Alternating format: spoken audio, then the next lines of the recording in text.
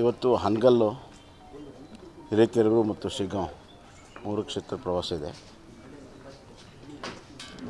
ಧಾರವಾಡ ಲೋಕಸಭಾ ವ್ಯಾಪ್ತಿಗೆ ಬರುವಂಥ ಶಿಗ್ಗಾಂವ್ ಸವಣೂರಿನ ಎಲ್ಲ ಪ್ರಮುಖರ ಒಂದು ಸಭೆ ಶಿಗ್ಗಾಂವದಲ್ಲಿ ಮಾಡ್ತಾಯಿದ್ದೇವೆ. ಜೋಶಿಯವರಿಗೂ ಆಹ್ವಾನ ಕೊಟ್ಟಿದ್ದೇವೆ, ಅವರು ಕೂಡ ಬರ್ತಾರೆ. ಕಳೆದ ಬಾರಿಗಿಂತ ಹೆಚ್ಚು ಲೀಡನ್ನು ಶಿಗ್ಗಾಂವ್ ಸವಣೂರು ಕೊಡಬೇಕನ್ನುವಂಥ ಸಂಕಲ್ಪ ಮಾಡಿ ಈಗಲೇ ಅದಕ್ಕೆ ಏನು ಬೇಕು ಎಲ್ಲ ತಯಾರಿಗಳನ್ನು ಮಾಡೋದಕ್ಕೆ ಮಾಡಿದ್ದೇವೆ.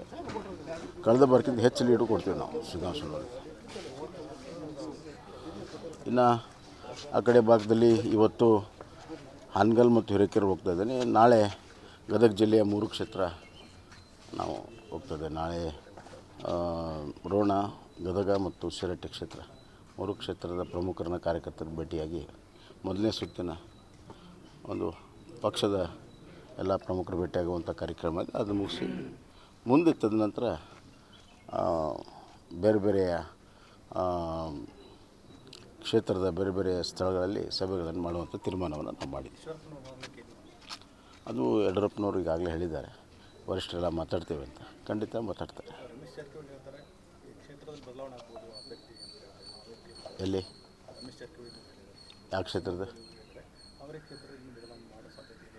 ಅಲ್ಲ, ರಮೇಶ್ ಜಾರಕಿಹೊಳಿ ಅವ್ರನ್ನ ನಮ್ಮ ಹೈಕಮಾಂಡ್ ಜೊತೆ ಟಚ್ಚಲ್ಲಿ ಇರ್ಬೋದು, ಗೊತ್ತಿಲ್ಲ ನನಗೆ. ಮನವರಿಕೆ ಆಗ್ಬೋದು ಸರ್ ಈಶ್ವರಪ್ಪನವರು. ಆಗುತ್ತೆ. ರಮೇಶ್ ಜಾರಕಿಹೊಳಿ ನಾನಂತೂ ನೋಡಿಲ್ಲ, ಇಂಥವು ನಿಮ್ಮ ಕಣ್ಣಿಗೆ ಕಾಣ್ತಾವೆ.